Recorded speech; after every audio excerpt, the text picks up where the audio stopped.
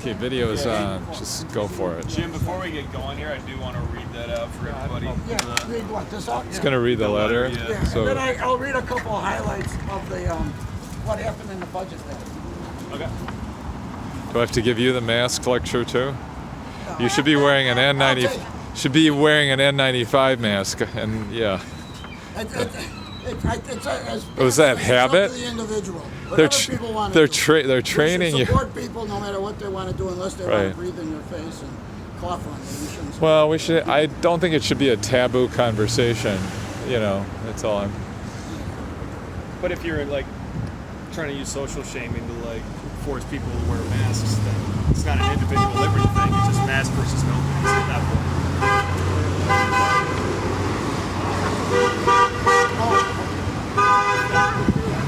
It's fear and control, and obedience and all that stuff. This is a good turn. This is like one of our best turnouts.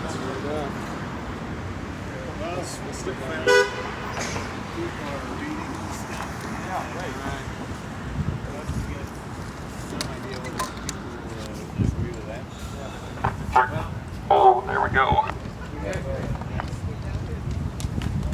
Dear Senator Baldwin, for years the peace movement has asked you to rein in excessive spending on our own military and the armed forces of our allies. For years, you have refused our request to consistently vote against obscene levels of military spending in both the authorization and appropriation processes. Your failure, and the failure of the overwhelming majority of both major parties to stand up to the military-industrial complex, has resulted in our wars of aggression, our support of illegal occupations, our bombing of civilians, and all civil atrocities you now rightfully decry in Ukraine. We are concerned about the American role in fanning the flames of war in Ukraine instead of supporting a negotiated settlement to this latest proxy war. Now, our role in this conflict, as clearly stated by Nancy Pelosi, Antony Blinken, and others, is to conduct a proxy war in Ukraine with the explicit goal of weakening Russia. The U.S. government will fight this war to the last Ukrainian. To continue pursuing this goal is to prolong a needless war, kill more Ukrainians, destroy more Ukrainian infrastructure, and risk a mass extinction event via nuclear war. Furthermore, recent U.S. actions have taught us that flooding a war zone with weapons inevitably leads to their falling into the hands of terrorists. Recent U.S. actions have also demonstrated the direct link between the war industry and environmental destruction. We need negotiation and diplomacy, not continued war and death. You voted to increase the U.S. military budget and to send an additional $40 billion to Ukraine for the proxy war there. These expenditures, which mainly benefit weapons manufacturers and increase global instability, take away vital funding from programs that would relieve the increasing economic stress of your constituents here at home. We expect you to vote against the military budget unless it is reduced 10% or below President Trump's last bloated budget, and to push for reallocating these funds to our climate change solutions. We expect you to stop voting to send more weapons to Ukraine and instead use your leverage to push for a negotiated settlement, including making a public statement in support of an immediate ceasefire and intense negotiations with necessary compromises.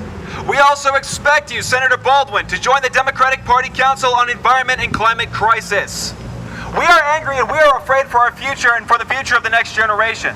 As your constituents, we can no longer be silent as you continuously ignore our requests. We will continue to bring attention to your direct role in expanding the U.S. empire abroad and creating misery abroad, while failing to adequately address our tremendous needs here at home. We will continue to highlight your role in supporting endless war, and we will continue to picket this office if these demands are not met. This demand is money for Milwaukee, not for war. Money for Milwaukee, not for war. Money for Milwaukee, not for war. Money for Milwaukee, not for war. How many generations of Milwaukee residents on the north side have to be born with lead poisoning before we start making that a priority? How many more times do we have to become famous across the nation for our crumbling infrastructure? Our potholes are literally a meme. How long does that have to continue before we reallocate all this funding for needless war and bring it home to the actual Americans who need it right here. We need money for Milwaukee, not for war. Money for Milwaukee, not for war. Money for Milwaukee, not for war. Money for Milwaukee, not for war. And all of this is being done in the name of a war that is supposedly different than every other war for the last 75 years. And we're being told this by the people who lied to us about every war for the last 75 years. This is not complicated. This is the same as it's always been because it's being run by the same people who've always run it. They are in bed with the military-industrial complex and the weapons manufacturers. They get their campaign donations directly from those people, and that is why they represent them and not us. That is why there is always money for war and never any money for Milwaukee, but we need money for Milwaukee, not for war.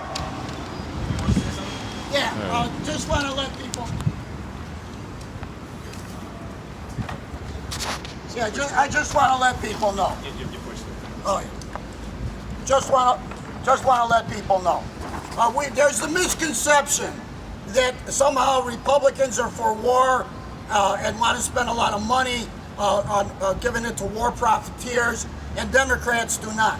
That is a mistaken belief. Yes. The fact of the matter is both parties, both Democrats and Republicans, support the military-industrial complex, support war profiteering, and want to be the world's only superpower. I think the people here believe that we should be a planet of cooperation, not a planet of continued military conflict.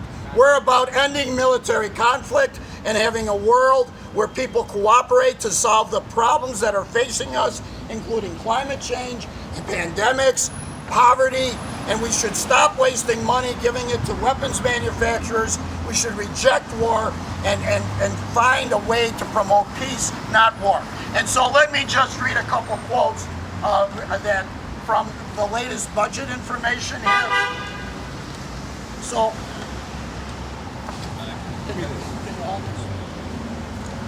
so this is from Politico. This shows that the Democrats increased military spending even more than Biden did, even more than Trump wanted to increase military spending. So both parties are war parties.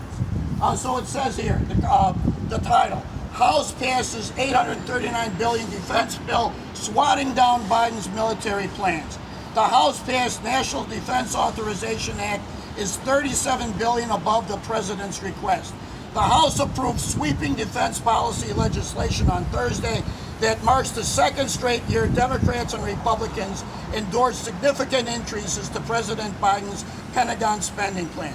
The $839 billion National Defense Authorization Act, approved in a 329 to 101 vote, is $37 billion more than the administration sought in military spending. On top of the budget, the bill also rebukes several of Biden's national security plans. Members maintained a nuclear cruise missile the administration planned to scrap, hampered F-16 sales to Turkey, and limited the number of aircraft and ships the Pentagon can retire. In a bipartisan blowout, let me repeat that, in a bipartisan blowout, 180 Democrats and 149 Republicans joined forces to pass legislation which authorizes Pentagon spending levels and sets overarching military policy. It is a definition of a bipartisan bill, said Representative Mike Rogers of Alabama, the top Republican on the Armed Services Committee. It includes billions more for aircrafts and ships that the Pentagon sought, following a bipartisan vote by the House Armed Services Committee to raise the bill's price tag by $37 billion. Republicans and a sizable number of Democrats saw Biden's request, already $30 billion increase from the current year, as not enough to keep up with runaway inflation and match challenges posed by China and Russia. I want to pause here and say, why are we in this conflict or potential conflict with China? We're provoking China in a similar way that we provoked Russia. Russia, of course, is the invader of Ukraine, terrible crime, but we have this tendency to go around the world and provoke other nations, as we're provoking China with the trip to Taiwan, as we provoked Russia by extending NATO up into Russia's borders and putting weapons on Russia's border. The final Pentagon top line will have to be hammered out by House and Senate leaders in a compromise defense bills. And lawmakers must also pass a spending bill that meets the increase in reality. Lawmakers this week slugged it out over the size of the Pentagon budget. The House rejected a push by progressive representatives Barbara Lee and Mark Pocan to revert the bill to Biden's original $810 billion request, though most Democrats backed the effort. Now, by the way, I want to thank you for filming this. It's great exercise, free speech, and I don't disagree with you. I mean, I think one of the things that bothers me about the whole situation, at least especially with in Ukraine, is the fact that there's no SIG assigned to this. As you know, in Afghanistan, at least there was a special investigator general that was assigned to that, so there was some accountability for all of the U.S. dollars and the equipment that was sent over there for 2 decades. That's right. And the Biden administration has not allowed there to be an SIG assigned to this. So all of this military aid and all of the taxpayer money that's being sent over there, there's no accountability measure for it. That's right. So there's nothing to track what's being sent over That's there, right. where it's going, or ultimately where it's ending up. That's correct. They're absolutely correct. Yeah. So the same thing happened in Afghanistan, where much of the money was bled off for special interests who did nothing to increase the peace or help the people of Afghanistan. What about small arms too, going to individuals? Is that true? Pardon me? I heard there's a lot of small arms that a lot of the civilians, or I don't know. Well, it's going everywhere. I mean, when they sent, when they sent the initial packages that went over there were civilians that were grabbing arms. I mean, well, that's what I'm getting at. It's not just big stuff; it's little stuff too. And that was ending up in the hands of anybody and everybody that was looking to fight. Right. So, if you remember in the early days of this, and I watched, in many cases, Telegram is a great social media channel for this. I'm on Telegram. Telegram. What's the Telegram channel you're talking about? Which one? Which one, though? Which channel? Oh, I've got probably 150 channels that I you and I should talk after. Yeah, from okay. both sides. Cool. The Chechens were very engaged early on behalf of the Russians, and actually, there were what you call mercenaries, really, from coming out of the Syrian area that were fighting on both sides. They're fighting on behalf of the Ukrainians and the Russians. Wow, yeah, that's so crazy. So they're getting their hands on American weapon systems and whatnot all over there. And so all of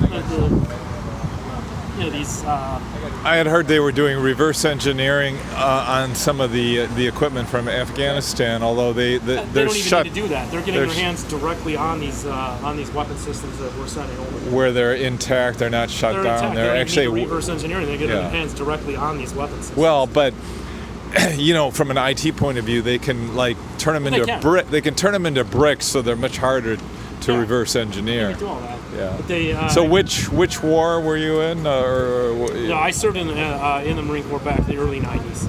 So does the first war in Iraq? During Iraq War Desert One? Shield, actually. So 1990, that year? Yeah. Wow, okay. Early on. Were you deployed? Right now I host a podcast called Rucksack Radio, and I do a lot of investigative journalism. You got a card or anything? Pardon me? You got a card? I don't have a card on me, but I can just go to rucksackradio.com. Okay. You can find Rucksack Radio. Rucksackradio.com. Yeah, just go there. You can find a lot of And your first name? Tom. Tom? Okay, Yes. I'm Tom too. You can find all.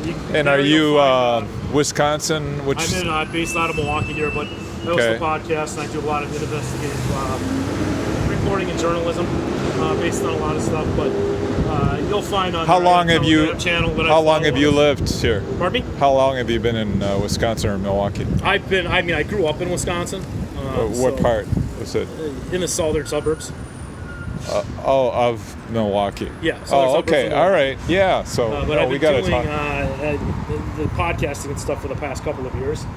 But really, in the last year, I've been really engaged more in depth in the political end of things that have been going on, and more. Do you follow Russell Bentley on Telegram? I'm not familiar with him. No. He left U.S. in 2014 from Texas, Dallas, Texas, and he went to the Ukraine. Okay. Married a Ukrainian I have heard his woman. name. Yeah, I will. Yeah. So, Okay. leaving my politics neither here nor there in there. I mean, I'm very I think we objective. can stop recording, right? Yeah. Very objective.